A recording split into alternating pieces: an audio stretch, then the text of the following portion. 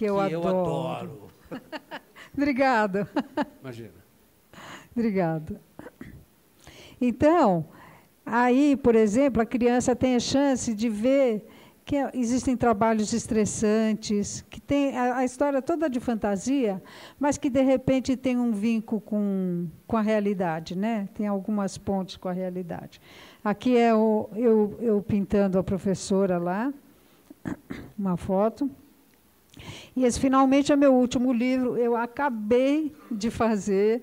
Ele nem foi publicado ainda, ele vai sair em agosto. E é um livro que se chama Tantãs, de contos curtos. Eu trouxe aqui 2 contos. Dá tempo ainda? Como é que está o nosso tempo? Vocês querem ouvir 2 pequenas histórias? Que eu fiz também com lápis de cor, nesses papéis duros, né? Essa aqui é um desenho só para mostrar que também eu sou uma pessoa obsessiva, porque para conseguir essa uniformidade com lápis de cor, só louco, né? Esse é um dos personagens, é uma personagem.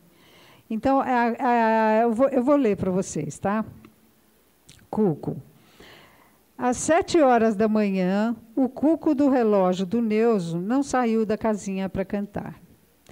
Ele aguardou até às 8 e viu que, de novo, o passarinho não saiu. Nem às 9, nem às 10, nem à noite, e nem no dia seguinte. Neuso ficou preocupado. O que estaria acontecendo?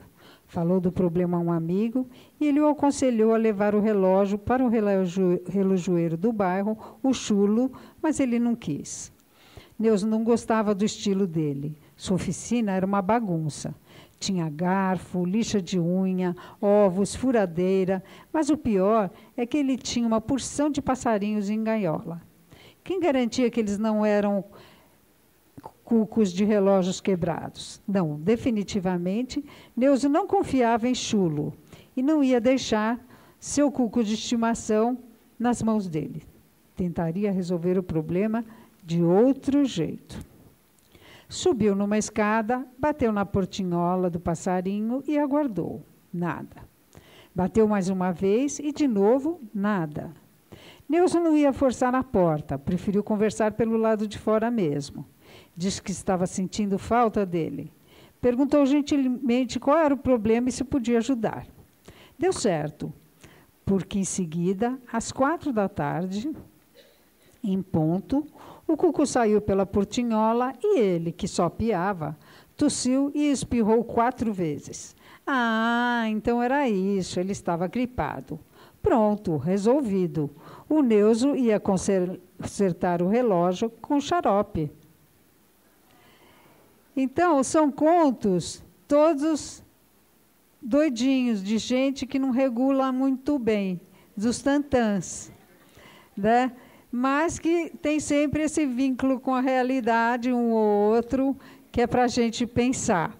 Então, eu trouxe mais esse, que é o último conto. São 22 contos, né, da série, todos eles curtinhos. Esse é um dos mais compridos e espero que vocês gostem. Depois eu posso passar para a Anaí o lançamento que eu vou fazer em São Paulo, provavelmente um na Casa de Livros e um na Livraria da Vila. Chama Veneno. Outro dia... só uma coisa eu contar. É muito difícil escrever conto curto. Eu sofri muito. Eu trabalhei 8 meses arduamente para conseguir escrever esses contos. E fui muito chata comigo mesma para ficar só com os melhores. Outro dia, eu estava no quintal da minha casa e ouvi a vizinha falar sozinha. Ela é minha amiga e é um pouco matusquela, sabe? Aí, de repente, ela disse: lá em cima do piano tem um copo de veneno. Quem bebeu morreu. O azar foi seu. Eu estava prestes a subir no banquinho para falar com ela pelo muro e dizer para não deixar ninguém tomar aquele copo de veneno, quando lembrei que ela disse: quem bebeu morreu. Alguém já devia ter tomado veneno. A coisa era séria. Melhor tocar a campainha e ver se dava tempo de salvar a pessoa. E se a vítima já tivesse morrido? Fiquei furiosa com a falta de juízo da minha amiga e gritei por cima do muro mesmo. Décia, que perigo! Quem foi o irresponsável que deixou um copo de veneno em cima do piano? Eu não tenho piano, Neri. Onde estava o copo, então? Tem um copo em cima da mesa. E quem morreu? Perguntei aflita. Meu periquito morreu, fiquei triste. Você envenenou ele? Não, Neri, ele morreu de velho, disse a vizinha. Décia, o que está acontecendo? 2 minutos atrás você disse que lá em cima do piano tem um copo de veneno, quem bebeu morreu. Ah, isso! Ah, isso é uma parlenda, Neri. Parlenda? O que é isso? É um tipo de veneno? Não, Neri, parlenda é brincadeira de criança.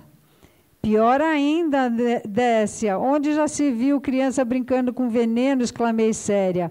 Pode ser perigoso. Ah, fica tranquila, Nery. Isso é uma brincadeira, um jogo de palavras. Nada disso é verdade. A parlenda só fala no copo de veneno. Não é para levar ao pé da letra, entendeu? Pé da letra? Nery, você não entendeu o que é o pé da letra, né? Vem tomar um chá aqui comigo que eu te explico. É chá no copo, Décia? Não. É na xícara. Ah, então tá. Se for na xícara, eu vou. Então, obrigada, gente. Oba! Muito obrigada. Sabe que quando a gente acaba de fazer um livro, a gente não tem a menor noção se ficou bom ou se ficou ruim, né? Então, eu agradeço. E aqui, então, no final do livro, eu não trouxe, mas aparece, por exemplo, a biografia do Janelo Panelovski, que não sou eu, erraram, não puseram a minha biografia, puseram a biografia de outra pessoa. Então, tem sempre umas brincadeiras no fim do livro. E aqui tem um recado no final do livro, que é assim, os personagens dos contos que não foram ilustrados, as crianças têm que procurar na capa. E aí tem sempre uma pequena dica aqui, quem é o personagem, precisa ver se eles vão acertar. E é isso, gente. Falei um pouquinho do meu trabalho aqui, né? Espero que vocês tenham gostado. Obrigado.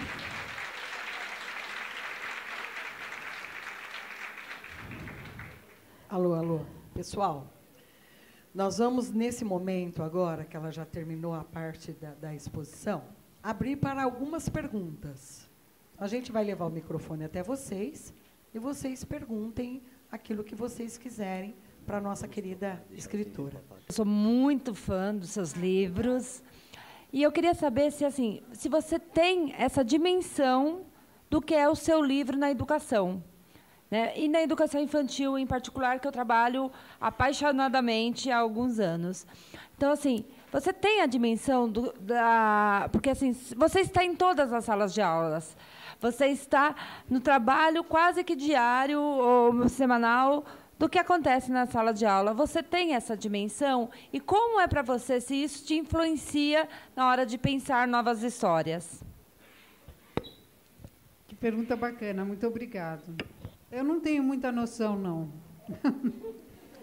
Na verdade, é assim. O sucesso na carreira me ajudou muito na minha autoestima. Eu tinha autoestima para baixo do chão, assim. Por quê? Porque tive uma vida complicada, eu era uma pessoa muito avoada, muito distraída, fui uma criança que não falava. E isso foi me dando muito retorno das minhas qualidades. Eu conheço os meus defeitos também, todo mundo tem defeitos e qualidades. E eu nunca confundo a pessoa pública com a pessoa privada, quer dizer, eu sei que eu tenho um trabalho específico que pode levar um monte de coisa para os professores, para as crianças, mas na minha vida privada, eu sou aquela pessoa que nem todo mundo, exatamente. Eu faço feira de sábado, eu acordo 6 horas da manhã, eu limpo casa, eu lavo louça, né? Eu faço uma... Deixa eu pegar meu óculos. Você vê que a gente tem defeitos, mas tem uma vista que não funciona, né?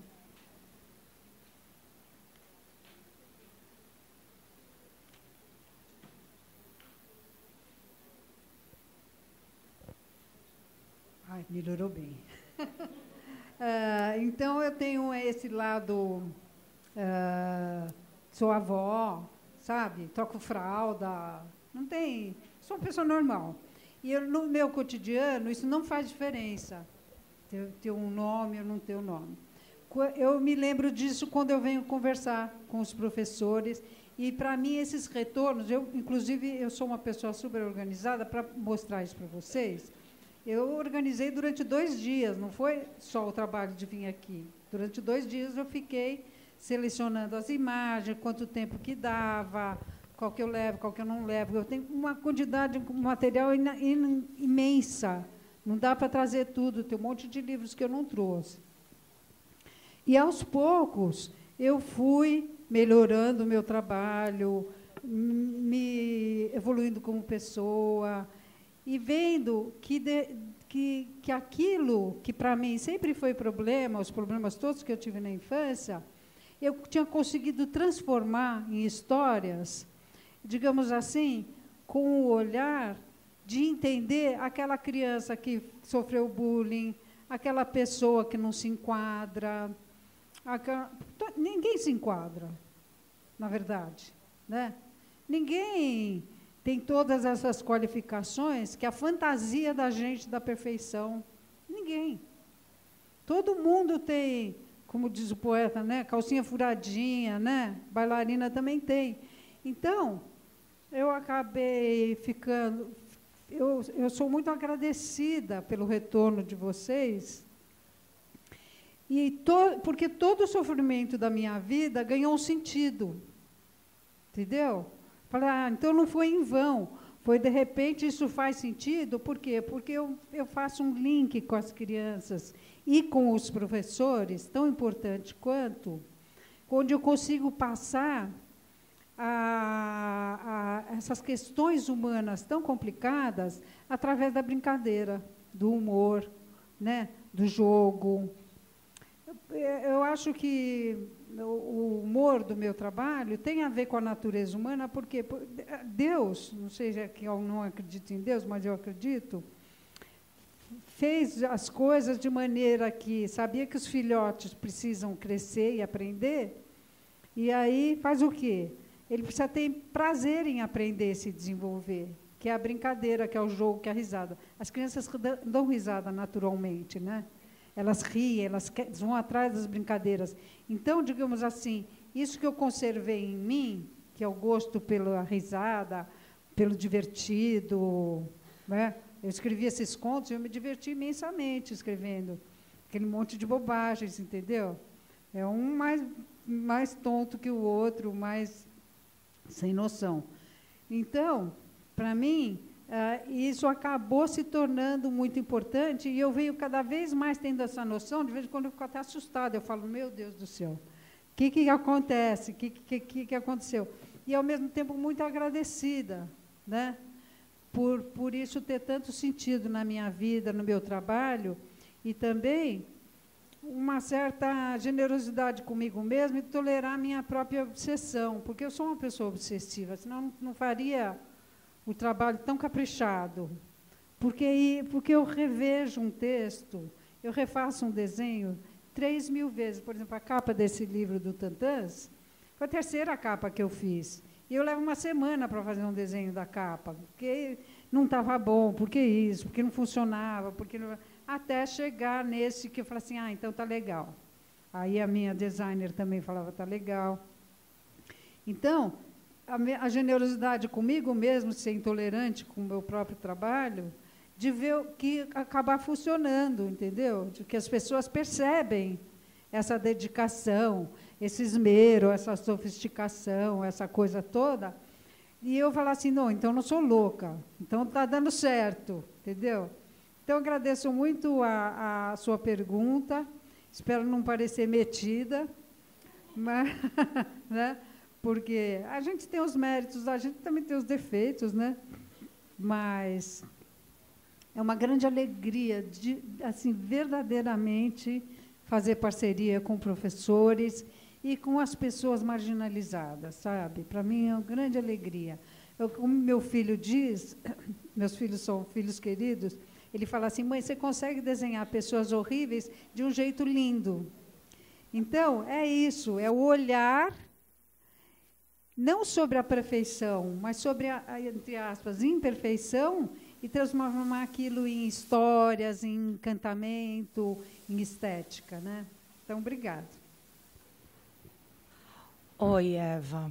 Bom, eu já fiz uma tietagem ali, né? Já ganhei uma foto, que eu sou sua fã mesmo, né? Muito obrigada. Do seu trabalho todo, né? E assim, na verdade, eu tenho uma pergunta assim, mas eu queria te dizer uma coisa. Eu, desde muito cedo, trabalho com seus livros. Eu acho que eles são de uma extensão fabulosa. Por quê? Ele atinge a todas as faixas etárias.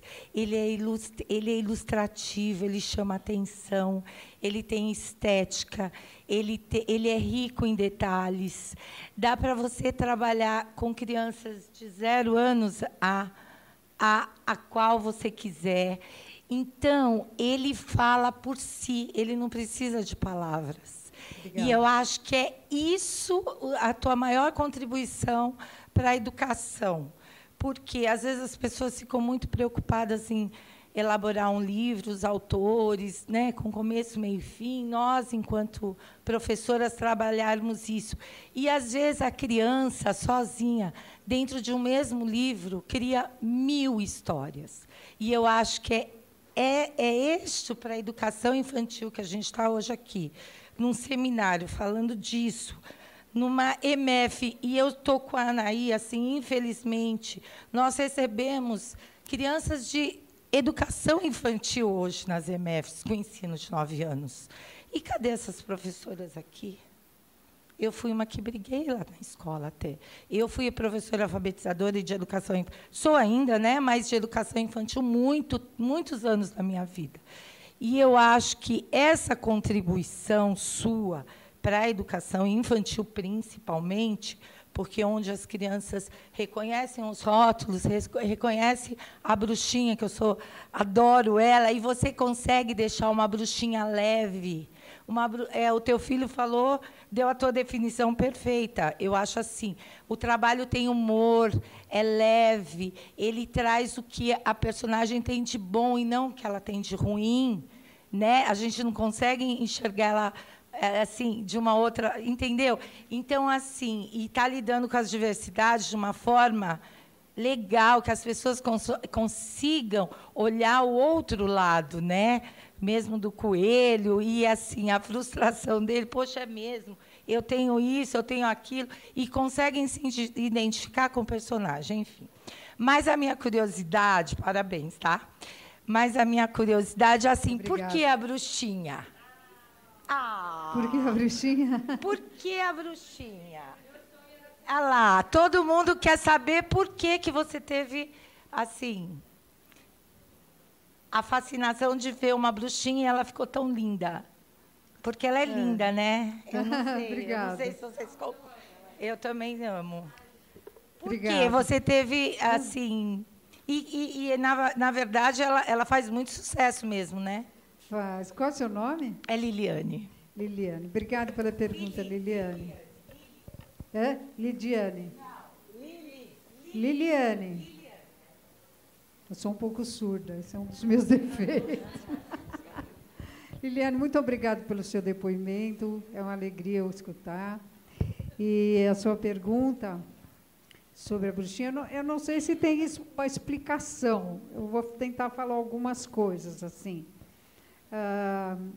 Eu tenho um avô alemão, que eu nunca conheci, minha mãe é austríaca, e a cultura nórdica, ela tem a figura da bruxa muito presente. Então, já vem ou no DNA ou na cultura da família, já vem essa coisa da bruxa. E, para mim, talvez, as coisas que a gente adota na vida da gente, elas têm um significado para a nossa psique, né? A gente só se aproxima daquilo que faz sentido para a gente. E talvez, para mim, o significado da bruxinha é a transformação, né? É essa possibilidade de transformação. Muitas vezes, eu acho que todas as pessoas têm problemas na sua vida, coisas que não gosta, até coisas que não dá para mudar. Você tem um corpo que você não gosta, você tem um nariz que você acha horrível, né? E, para mim, essa possibilidade de mudar era uma possibilidade positiva, de ir para frente, de querer outras coisas, sabe? Então, para mim, o significado da bruxinha é muito esse. E talvez para muitas crianças também. Então, eu acabei inventando uma bruxinha que meio que de criança, talvez inspirada nas histórias em quadrinho que eu lia quando era pequena, que era a Luluzinha, não é do tempo de vocês, né? Bolinha. Então, ela tem a mesma estrutura. Depois de muitos anos de fazer a bruxinha, eu percebi que ela tem a mesma estrutura da Luluzinha. É aquela coisa, aquele vestido que é um triângulo, né? E uma figura simples.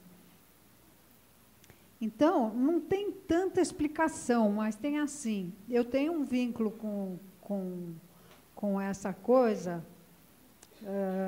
da magia, porque é uma forma de transcendência. Eu, por exemplo, acho que as coisas que fazem sucesso têm a ver com o inconsciente coletivo da gente, com o psique. Por exemplo, eu acho que o sucesso do Harry Potter, por exemplo, eu explico de uma certa maneira assim, é uma geração que acabou lendo Harry Potter, que foi educada sem religião. Não contaram para eles que pode ser que exista uma inteligência superior, uma instância superior, uma transcendência da pura materialidade. Então, essas crianças que cresceram na pura materialidade têm uma atração incrível pela magia, porque magia é um tipo de transcendência, não da religião, mas outro tipo simbólico.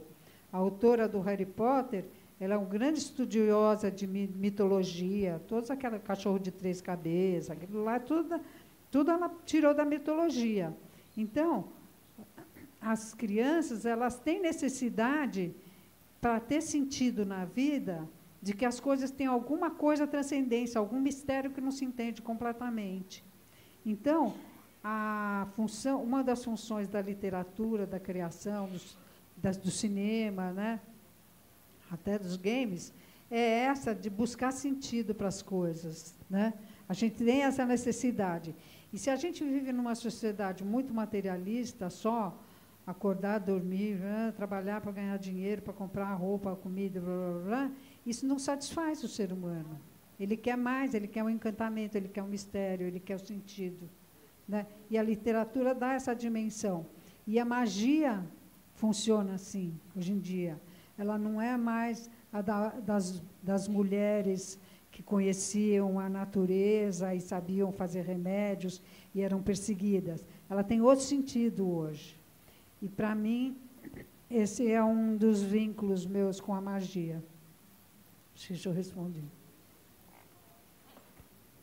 Mais alguém quer fazer pergunta?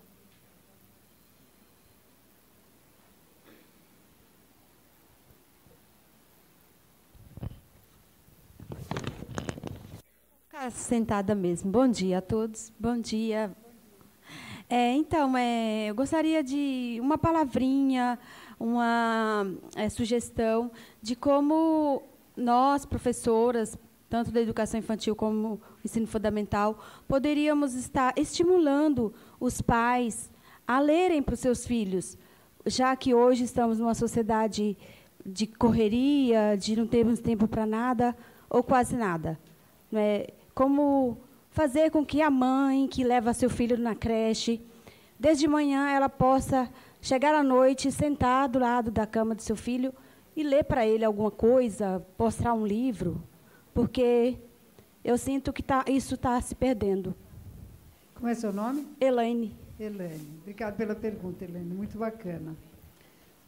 A gente, de fato, está num momento da sociedade que a gente tem muito mais.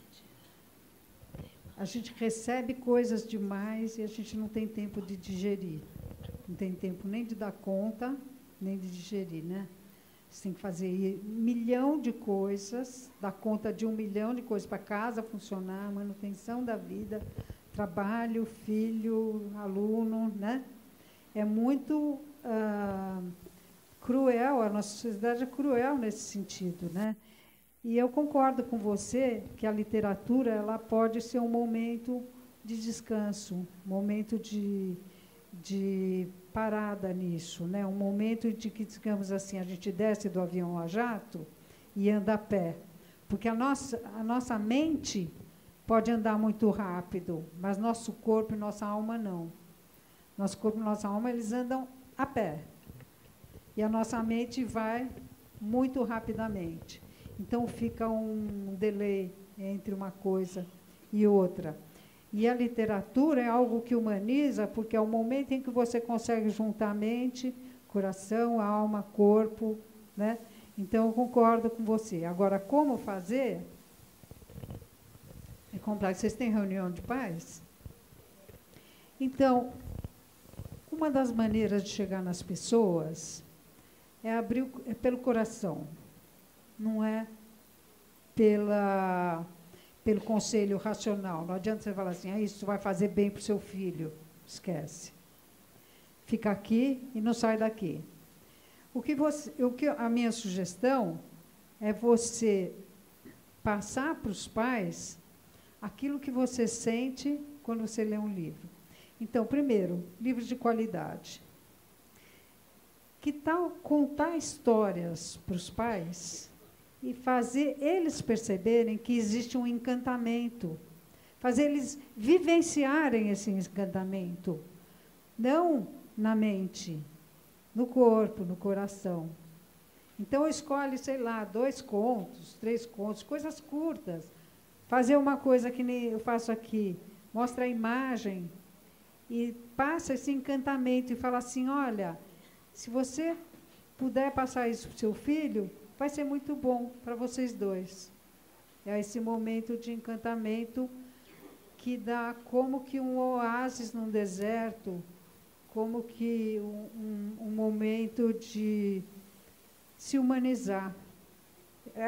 Para mim, é a maneira de conseguir, não pela razão, pelo encantamento mesmo. Aquilo que te encanta vai encantar os professores, os pais. E eu concordo com você. Eu também tenho isso. Minha filha faz isso com os filhos dela, né? Eu também leio o livro para os meus netos, tá? Não.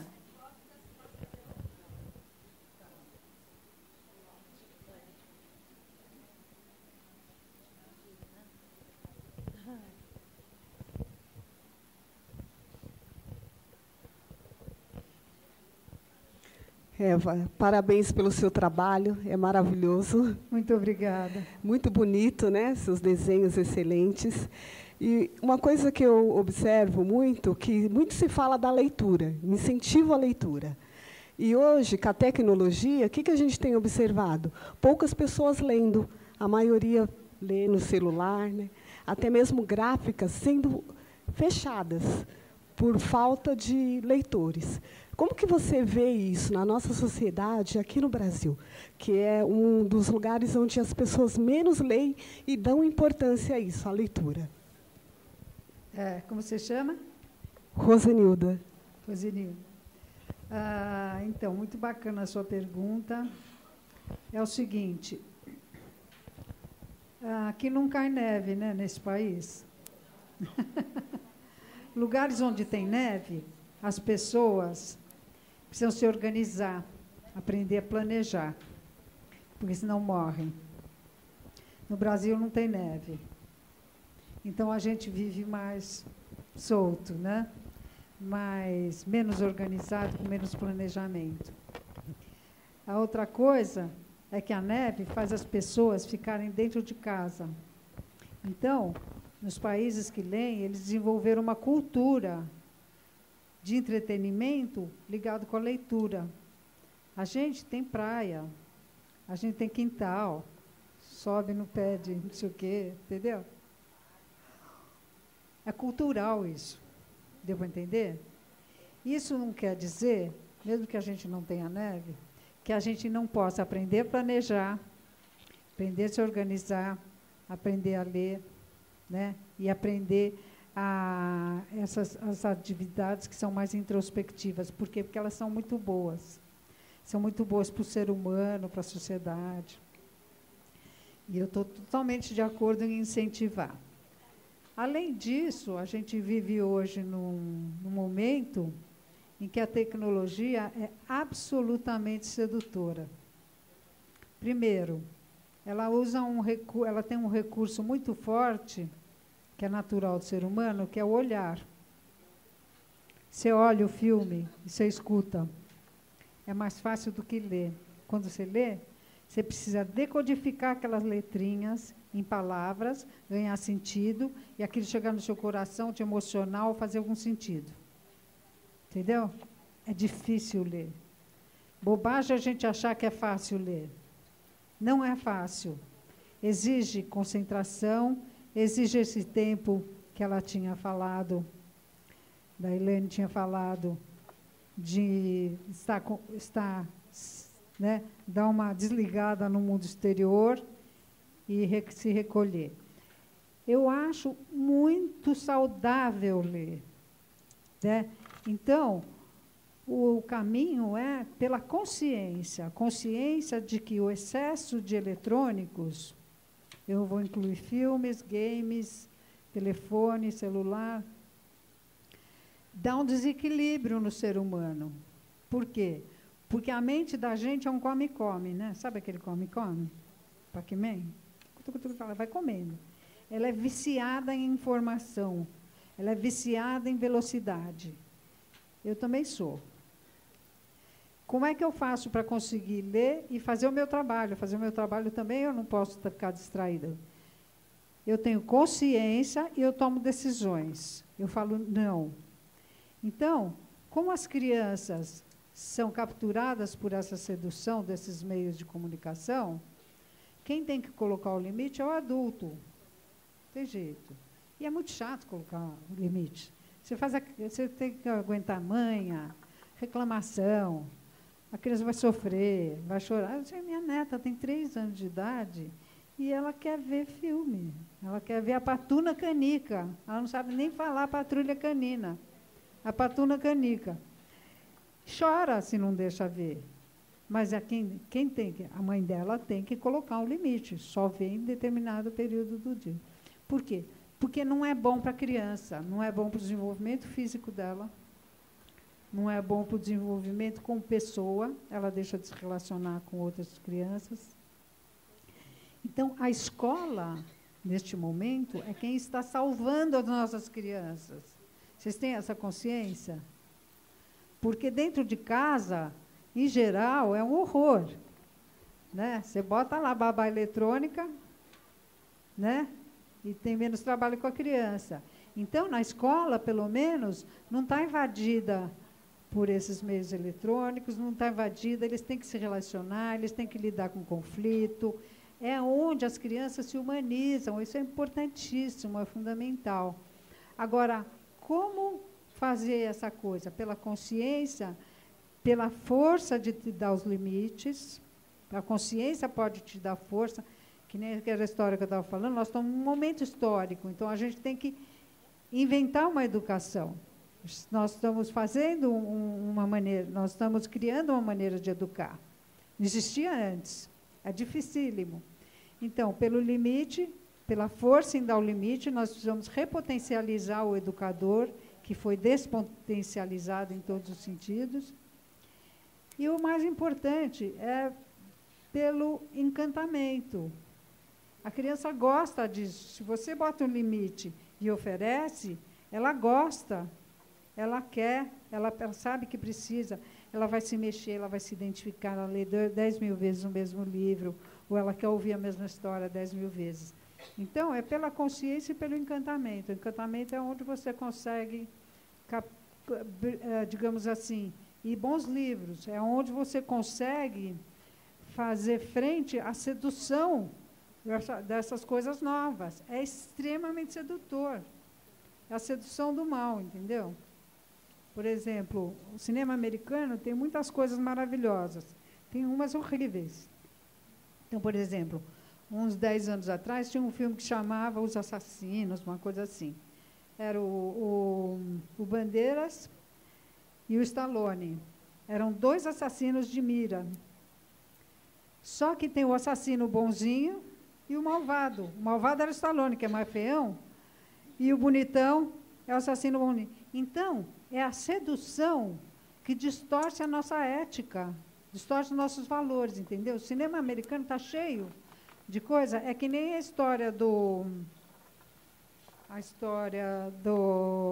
João e Maria, e ele ensina isso. Ele fala assim, casinha de chocolate, cuidado. Pode ter uma bruxa malvada dentro que vai te destruir. Entendeu? Simbolicamente, a história do Joãozinho e Maria fala, cuidado com a sedução. E o adulto que tem a consciência que precisa avisar a criança, tem bruxa malvada aí. Tá bom? Deu para entender? Não sei se foi satisfatória a resposta. Bom dia. Eva, eu tive contato, né, com as suas histórias na minha infância, há 30 anos atrás, e é fato de que as crianças de hoje em dia elas são bem diferentes, né? Houve muitas mudanças, elas são bem diferentes daquelas crianças lá da minha infância. E eu gostaria de saber, então, como esse processo, essa mudança influencia na sua escrita? Como você pensa, né, para escrever hoje em dia, para essas crianças de hoje em dia, nossos alunos? Como você chama? Lilian. Lilian, obrigada pela pergunta. Na verdade, eu tive sorte, porque é o seguinte, foi pela ignorância que deu certo. Eu não dei nenhuma formação literária. Eu fiz faculdade de arquitetura, era outra coisa. Eu não sabia escrever direito quando eu era aluna e quando eu era jovem. E eu tive que aprender depois. Então, as histórias, eu estava cheia de histórias na cabeça. E, para escrever, eu escrevi do jeito que deu. E eu acabei criando um estilo muito objetivo, sem grandes descrições, sem grandes voltas, sem grandes piruetas literárias, entendeu? E isso deu sorte porque acabou, essa objetividade minha, acabou dando certo com essa pressa que as crianças têm hoje. As crianças são apressadas, né? São meio ansiosas, assim. São apressadas? Né? Não quer o processo, quer logo o resultado. Então, como as minhas histórias são enxutas, digamos assim, acabou dando certo, mas foi por pura falta de formação da minha parte e foi sem querer, entendeu? Depois é que eu vi que o menos deu mais, né? Que aquilo que era uma deficiência, eu precisei aprender a escrever, eu saí atrás de prejuízos, fui estudar, fui ler, fui isso, aquilo, e falei assim, não preciso nada disso. Ainda preciso, mas não tanto quanto eu achava. Respondi?